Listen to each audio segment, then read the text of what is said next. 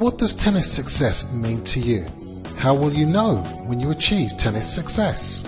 What will it feel like when you achieve your tennis success? And can you describe it in words and pictures?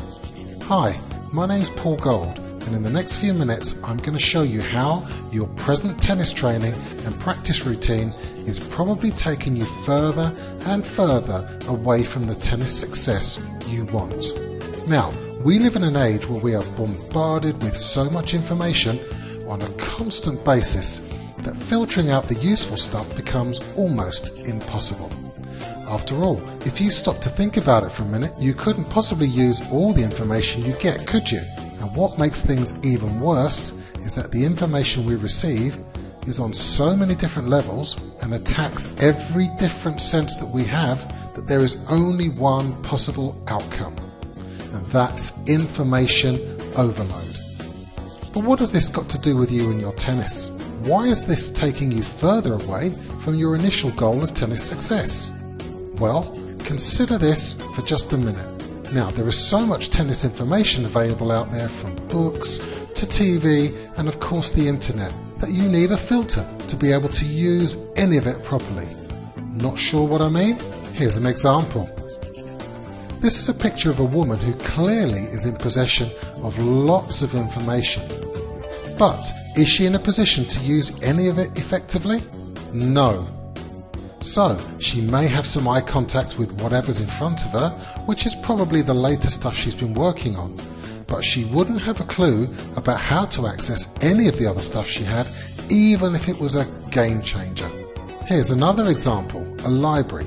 Now, we all know a library has lots of information in it because it has hundreds, if not thousands of books. But what would happen if you went into a library and it looked just like this? You knew your information was in there, but you had to dig around and find it.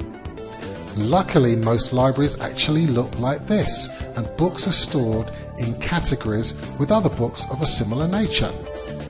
So what if you could do that with your tennis? How much easier would it be if you could take the library system and apply it to your game? Well, you can. At the moment, most people approach improving their games like this. They gather as much information as they can on all areas of the game because they just think it's better. Now, all the information goes in the top of the funnel to make sure that they catch it all, but what happens is the output at the other end is minute in comparison to what went in. This is just the same as having all your papers on one desk or the library books on the floor. But this is where the inverted funnel comes in. What you need to be able to do is to turn the funnel upside down so that you can have a small amount of stuff going in that is then magnified maybe 100 times at the other end. But here's the trick. To really make this work like gangbusters, you just need several different funnels working together so that you maximize the flow and you don't get things muddled up. So now I've explained that, I need to give you some real-world tennis examples that hardly anyone knows about or uses to help make this stuff make even more sense.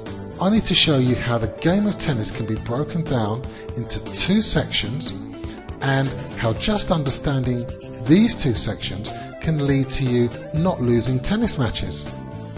But that's all in the next video, so please keep an eye out for it.